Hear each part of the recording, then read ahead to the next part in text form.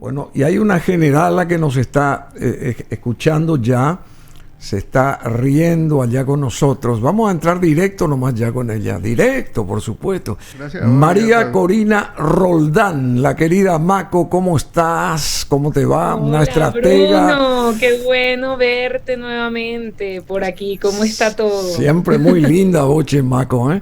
Ella es especialista en comunicación política, opinión pública, gerente general de la firma Battleground Solutions, estratega, consultora política.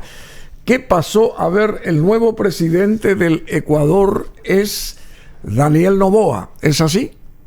Así es. A ver, Ayer, ¿cómo fue lo de ayer? ayer, primer contexto, estábamos en ya la segunda vuelta electoral de una presidencial que fue atípica en el Ecuador porque es una presidencial que deviene de un decreto de muerte cruzada que se llamó o que se invocó a mediados de mayo. Por el Perdón. Ese decreto de muerte cruzada, ¿qué específicamente quiso notar?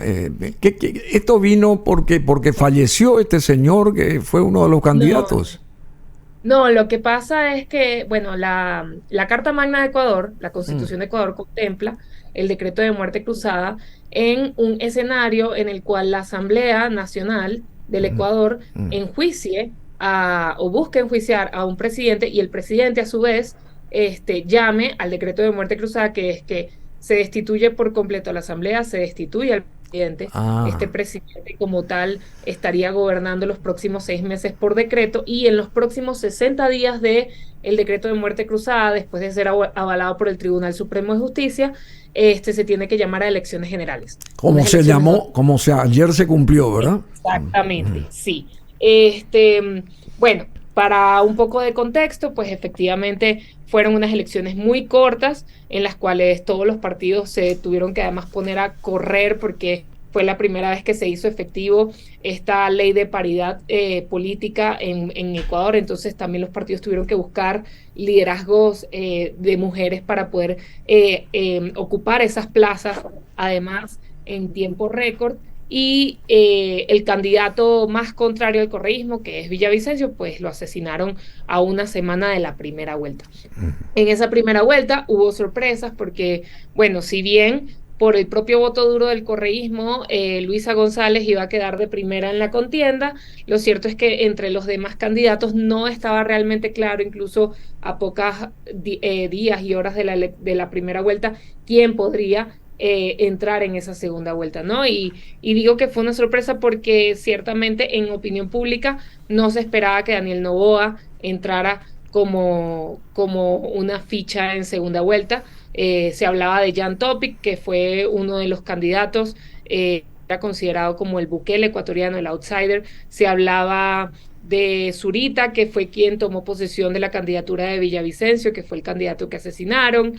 Se hablaba de distintos candidatos, pero ciertamente no sonaba en el panorama Daniel Noboa. Daniel Noboa es hijo de Álvaro Noboa, que es Sí, un un gran amigo empresario multimillonario sí, de, bueno, bananero, el de gran hecho. negocio de la banana maneja Álvaro Ujú, Noboa, que por 5 veces pretendió llegar a la presidencia y ahora su hijo logra tal cual. tal hazaña, que se convierte en el presidente más joven de la historia del Ecuador con 35 años, ¿verdad? Daniel Y hasta Noboa. me atrevo a decir que Ah, también de Latinoamérica, porque sí, se sí, decía sí, que el sí, más sí, sí. joven era Boric, pero Boric es más, o sea, es un año mayor que Noboa. Sí, sí, Noboa ahora va a Entonces, ser el más joven de todos los presidentes de Latinoamérica. de Latinoamérica. Así es. Exactamente. Entonces, bueno, nada, ya después de que Noboa asume, esto, pues, entre varios análisis se consideró que era porque después de la muerte de Villavicencio se manchó la imagen de Topic, porque Topic parecía estar involucrado en ciertos actos de corrupción que denunció Villavicencio, y Noboa tuvo un muy buen performance en el debate previo a la primera vuelta.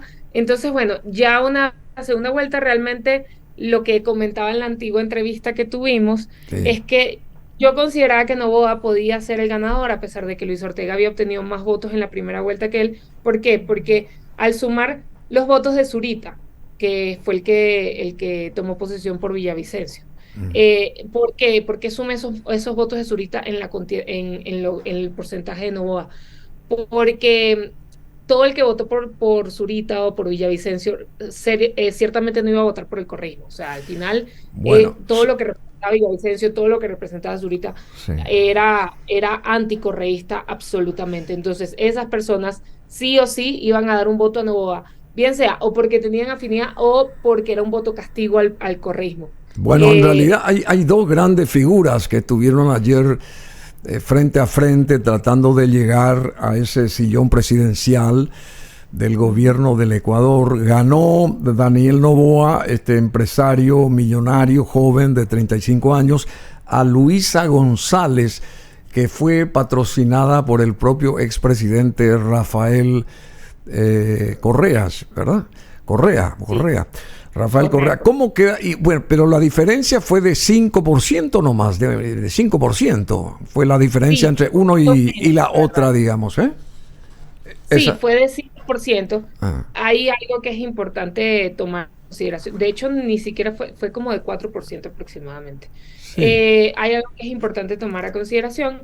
En Ecuador, el voto es obligatorio, ¿no? Sí. Entonces, sí o sí, todo el electorado ecuatoriano, cuando llegan elecciones, debe, de alguna u otra forma, informarse y tomar posición por alguna de las partes, ¿cierto? Entonces, la verdad es que es muy difícil que te encuentres con ausentismo. También no hay como la cultura de votar nulo o de votar blanco. Y lo cierto es que siempre va a haber una alta participación. Entonces, 13 millones de personas votaron. 13 millones. Sí, 13 millones. Bueno, sufragantes fueron 10 millones, 10.861.000. Pero estaban habilitadas 13 millones. Sí. Exactamente. Entonces, lo cierto es que cuando ocurren estos escenarios en donde el voto es obligatorio, pues es claro casi siempre que las personas o el electorado se informa lo suficiente y busca tener una opción, porque votar nulo o votar blanco al final es básicamente como no tener esa opinión o simplemente no aportar al proceso electoral, ¿no? Entonces, sí es muy común que en estos escenarios, pues al final la diferencia no sea tan grande o no sea tan amplia. Sin embargo, desde mi punto de vista, una diferencia de 4 puntos es lo suficiente amplia. Decime, Maco, querida. Maco es una periodista venezolana, pero que cubre donde sea que existan las elecciones latinoamericanas. Ella está en Colombia, de repente en Ecuador, le puso mucho énfasis hace rato ya con todo lo de Ecuador y otros países también, creo que en Centroamérica, México, por ahí fue también Maco a cubrir todo ese tipo de cosas. ¿Cómo sería el perfil de Daniel Noboa? Porque al parecer es un hombre de pocas palabras, sereno, alejado de todo tipo de confrontación, casado, 2 hijos, está esperando el tercero, la señora. ¿Cómo es él? ¿Y cómo es él, como dice la canción esa, cómo es el famoso Daniel Noboa, que va a ser el presidente del Ecuador a partir de cuándo oficialmente? Él empieza funciones en diciembre. En diciembre. En diciembre. Bueno, ahora, ¿y cómo es él, digamos? ¿Y qué va a imprimir él en 15 meses? Porque tiene 15 meses nomás 15 meses de duración. Él le corresponde un periodo de mandato que desde mi punto de vista es bastante complejo. ¿Por qué? Porque él recibió un Ecuador sumido en la violencia, él recibió un Ecuador en que ciertamente no se encuentra en su mejor aspecto actualmente. Entonces, él hasta ahora, de lo que él había indicado que se iba a tratar su mandato, es que lo primero es que iba a poner mano dura a la inseguridad, que es algo que fue bastante común entre las propuestas que se dieron entre los distintos candidatos, tanto en primera vuelta como ahorita en segunda vuelta, porque este es el factor que más aqueja a los ecuatorianos actualmente. Es lo que anhela la gente del Ecuador. Sí, exactamente. Entonces, de inseguridad. Basta de matanza, de inseguridad. Necesitan seguridad. Los ecuatorianos necesitan seguridad. Y todo el mundo en América Y en el mundo también necesitamos seguridad, entre paréntesis. Y él, a lo largo de la contienda, se vendió como una opción de centro, a pesar de que su papá es conocido por ser más de derecha o más inclinado hacia la derecha, y su vicepresidente, la candidata a vicepresidente, que ella además ella sí se considera de ultraderecha conservadora, además. Lavinia Balbonesi. Entonces, en el caso de él inicialmente comenzó su campaña diciendo que él iba a generar más empleo a la población joven, que él iba a atraer la inversión extranjera, pero ya en segunda vuelta tuvo que cambiar un poco más el discurso hacia la seguridad para hacer una mayor conquista de votos. Entonces, ya una vez que hizo este cambio de discurso, empezó a hablar de que iba a militarizar los puertos con el fin de contrarrestar el tráfico de drogas, porque como lo conversamos en la última entrevista, sí, Bruno, sí. uno de los problemas, o sea, la raíz de la inseguridad en Ecuador es por el asentamiento de grupos de crimen organizado, sobre todo en las zonas de las costas, que además, irónicamente, es la zona donde ganó el correísmo. Noboa realmente donde tuvo un mejor performance fue en la sierra, como tal. Entonces, ya perdón, Maco. Él tiene una vicepresidente, ¿verdad? Sí. ¿Y cómo es el nombre de ella? Porque yo me parece que nombré a la esposa, ¿no? A la vicepresidenta. Sí, no, ella es de apellido Abad. Sí. Abad. Es la vicepresidente. Es la vicepresidente, Verónica Abad. Verónica Abad. Ella es conservadora de políticas. Ella se llama a sí misma políticamente conservadora. Ella tiene mucha más experiencia política que Daniel Noboa, lo cierto. De hecho, ella ya se ha desempeñado en campañas electorales.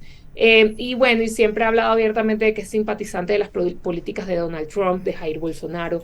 Y esto es muy a pesar de que Noboa siempre ha hablado de que él era la opción de centro, pues que él era una opción que buscaba más bien el encuentro entre lo que vendría siendo la izquierda y la derecha en Ecuador, que actualmente está polarizado. Verónica Abad, no sé si ahí es la segunda mujer en ser elegida en las urnas para vicepresidente de la República. No sé si tenemos imágenes de Noboa, porque mientras habla la periodista Maco, nosotros tenemos que poner quién es visualmente, por lo menos, el nuevo presidente del Ecuador, que tiene 35 años, de pocas palabras, sereno, alejado de todo tipo de confrontación, que surge de repente, ¿verdad? Porque tuvo un padre, o tiene un padre multimillonario, Álvaro Noboa, que persiguió lo mismo que él en 5 ocasiones y no pudo llegar al sillón presidencial allá en el Ecuador, y ahora lo hace su hijo Daniel Noboa. Y a partir de ahora, o a partir de diciembre, cuando sea ungido oficialmente, tendrá 15 meses y va a dar prioridad a esos puertos que decías vos para tratar de erradicar la cuestión de las drogas. Eso parece una medida insuficiente contra la inseguridad, porque si bien tú puedes militarizar los puertos para controlar el tráfico de drogas, porque bueno, actualmente Ecuador es uno de los países principales en términos de tránsito en tráfico de drogas. Él también propuso poner mano dura, haciendo ciertas reformas carcelarias profundas y trayendo como inversión tecnológica contra el crimen. Sin embargo, él aquí tiene 2 obstáculos. El primer obstáculo es que para hacer reformas carcelarias profundas requiere del apoyo de la Asamblea Nacional, y él se encuentra con una Asamblea Nacional que ahorita en la primera vuelta, durante la primera vuelta, quedó absolutamente dividida, ¿no? Entonces hay un gran número de escaños del correísmo, que el correísmo pues ciertamente le va a salir en contra siempre, siempre. Exactamente, es una Asamblea Nacional que está fragmentada y que muy probablemente le vaya a poner obstáculos en este año y medio de ejercicio. En estos 15 meses. Bueno, lo segundo. Sí, ¿cuál es lo segundo? Esa inversión en tecnología contra el crimen tendría que venir con una especie de inversión extranjera, porque los que llevan el monopolio de tecnología en el Ecuador son los Topic. Los Topic, que son Topics, sí. Los padres de este candidato presidencial que estuvo en la primera vuelta, que se llama Jan Topic, y que a su vez fue una persona bueno, que durante la segunda vuelta pues realmente se encargó de criticar a todos los candidatos y de además hacerle un contrafuerte después de que perdió en la primera vuelta, ¿no? O Entonces, sea, y lo criticó a Noboa también. sí, él criticó a ambos candidatos fuertemente, A la Luisa González y a Daniel Noboa. a Daniel Noboa. Entonces, Pero tiene que ganarle, tiene que traerle consigo a este señor, el presidente electo, Daniel Noboa, si es inteligente, lo tiene sí, que traer a su lado, ¿no te parece? exactamente. Lo que sí es cierto es que, bueno, actualmente en el Ecuador políticamente está sumamente polarizado. Y está sumamente polarizado, ¿por qué? Porque los índices de inseguridad son demasiado profundos, porque la economía no está del todo bien, porque a pesar de que es un país que está dolarizado, y depende de la Reserva Federal de Estados Unidos, también recordemos que hay ciertas crisis económicas en Estados Unidos que también le están impactando a Ecuador, pues de retruque, ¿no? Entonces, lo cierto es que es una sociedad que está hastiada, de los políticos y bueno, eso al final siempre conlleva a polarización, siempre. El hastío político siempre conlleva a polarización y la polarización impide la negociación, que es algo natural en la política y que es algo que es necesario. Pero bueno, al final lo cierto es que el político más hábil es el que logre romper con esa polarización y el que pueda llevar a cabo la negociación, que es un poco esa misma propuesta que traía Noboa desde el principio, ser esa opción de centro, ser esa opción que no está del todo polarizada. Bueno, decime, querida Maco, pasado este periodo suyo como presidente oficial, que va a ser de 15 meses, ¿él podría volver a postularse para la siguiente elección, digamos, oficialmente? ¿Él puede volverse a postular, Daniel Noboa? Mira, desde mi punto de vista, yo te diría que no creo que se vuelva a postular. O sea, ¿Por qué? yo genuinamente considero que en Ecuador, o sea, en este periodo de este año y medio, va a ser un periodo que más que de ejercicio de poder, va a ser un periodo que se va a convertir básicamente en una campaña electoral constante, ¿no? En Ecuador sí se puede ir a la reelección presidencial, a pesar de que, bueno, hay ciertos presidentes que no la han buscado justo después de terminar su periodo, como es el caso de Lazo. Lazo perfectamente ahorita hubiese podido ir a la reelección y pues no quiso hacerlo y tampoco lanzó a un candidato para su opción política. ¿Y esto por qué? Porque yo, desde mi punto de vista, o sea, igual hay mucha tela por cortar, pero desde mi punto de vista, este próximo año y medio no va a ser un proceso en el cual los políticos, ni los asambleístas, ni el presidente van a poder gobernar. Ellos lo que van a hacer es campaña electoral, bien sea para un sucesor o bien sea para reelegirse. En el caso de Noboa, yo creo que él podría empezar a laborar esa tierra para poner después un sucesor y ya después montarse luego. ¿Por qué? Porque lo cierto es que los líderes, o sea, y esto desde mi punto de vista, los líderes, una vez que se montan en una especie de transición, el líder de transición por lo general termina siempre con las tablas en la cabeza, termina siendo detestado, termina siendo odiado. Si él no quiere terminar siendo detestado y si no quiere terminar siendo odiado, lo más lógico es montar a una persona que le suceda y ya después... Y después él volverse a postular. Después ir formando esa postura política. Bueno, eso desde mi punto de vista. Sí. Ahora, igual no todo siempre ocurre así. Porque al final... Pero, perdón, pero él tiene chance, eso es lo que yo quiero que me digas, sí o no nomás, tiene chance de postularse después de los 15 meses a sí, volver a ser presidente, digamos. Sí, en Ecuador sí existe la reelección. Sí existe la reelección. O sea, que él tiene esa chance. De que tiene la oportunidad de hacerlo, tiene la oportunidad de hacerlo. De que lo vaya a hacer, mira, habría que ver cómo transcurre su mandato periodo. De 15 meses.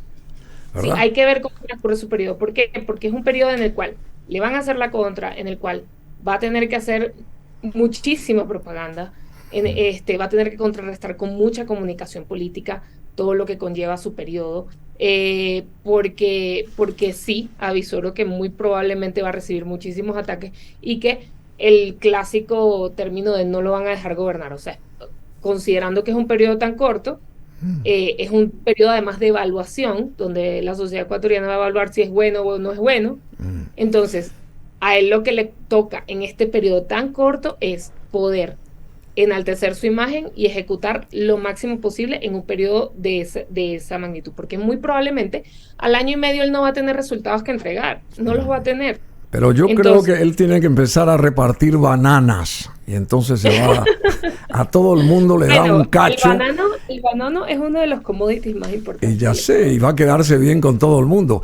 Decime una cosa, la parte de la dolarización, y con esto te despedimos y agradecemos mucho.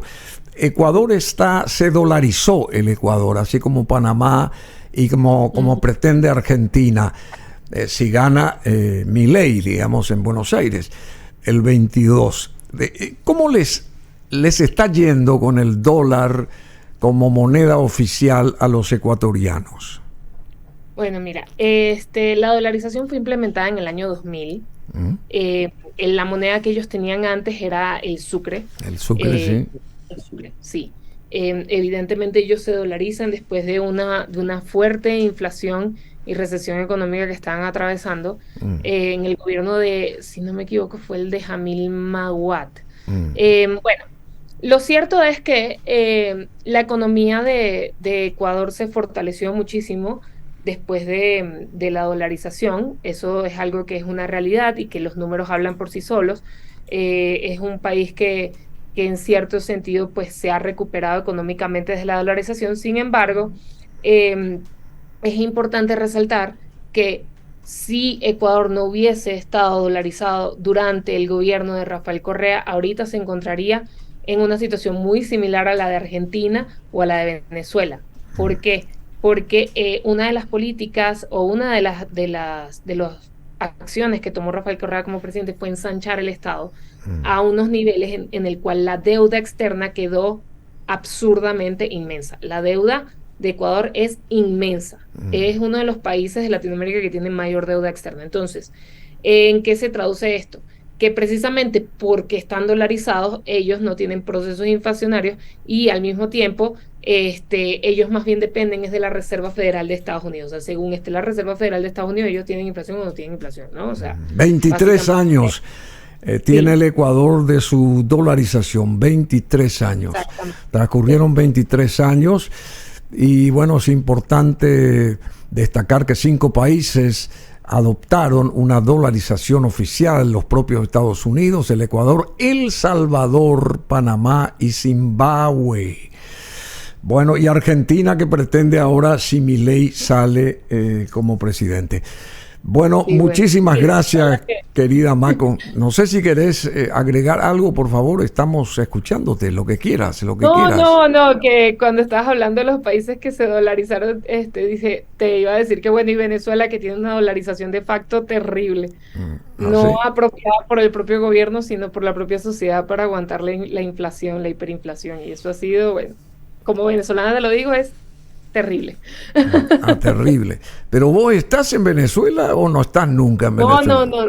No. Pero, ¿no querés estar o no querés verlo ahí a Maduro, más o menos? ¿Cómo es la asunto? No, para nada. Yo cada vez que tengo la oportunidad de regresar a Venezuela lo hago con todo el gusto del mundo porque además yo adoro estar en mi país. Pero bueno, mi trabajo no siempre me lo permite, ¿no? Pero ¿cómo si dicen que vos te vas ahí ya te reciben Miraflores Maduro, ¿cierto? No, gracias. No, ni quiero que me reciba. No querés. Bueno, Daniel Noboa, que es el nuevo presidente electo en Ecuador, el más joven de la historia, no solamente del país hermano, sino de toda Latinoamérica, ahora asumirá sus funciones oficialmente en el mes de diciembre, cerrando este 2023. Tiene 15 meses por gobernar, digamos. Eso le ampara la Constitución y podría, si desea, volver a postularse para presidente en el siguiente periodo eleccionario. ¿Es así? Sí puede. De que sea inteligente, no lo consideraría inteligente, pero sí puede. No considerarías. Sí, claro. Lo que, por las razones que te expliqué, es un periodo muy corto donde va a recibir pues muchos Sí, ataques, y al muchos final ataques. lo mejor es hacer lo más que pueda, alivianar, preparar a un siguiente y ya después volver a postularse a un periodo completo. Bueno, querida Maco, ella es María Corina Roldán Robles, espectacular. Ella es una chica, tiene un sentido del humor fabuloso, estratega, consultora política, especialista en comunicación política, opinión pública. En fin, es una chica fabulosa. Estamos contigo en cualquier momento, ¿te parece? Claro que sí. Tú sabes que yo siempre con todo el gusto vuelvo por aquí. Bueno, y no sé si vamos a un tema musical, que creo que vamos ya directamente al tema musical, porque mañana vamos a hablar más de Daniel Noboa. Muchas gracias, Maco, muchas gracias, muchas gracias.